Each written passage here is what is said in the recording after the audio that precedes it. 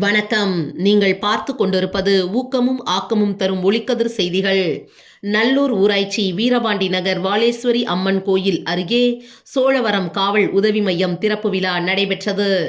மாதவரம் தொகுதி சோழவரம் ஒன்றியம் நல்லூர் ஊராட்சி வீரபாண்டி நகர் அருள்மிகு ஸ்ரீ வாலேஸ்வரி அம்மன் கோயில் அருகே 77வது குடியரசு தினத்தை முன்னிட்டு புதிய சோழவரம் E5 சோழவரம் சரக உதவி மையம் திறப்பு விழா ஸ்ரீ வாலேஸ்வரி அம்மன் கோயில் ஸ்தாபகர் ஜெய்கணேஷ் தலைமையில் வெகு சிறப்பாக நடைபெற்றது.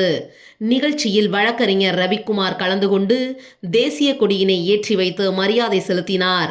பின்னர் சோழவரம் சரக உதவி ஆய்வாளர் இமானுவேல் கலந்து கொண்டு புதிய காவல் உதவி மையத்தை திறந்து வைத்தார்.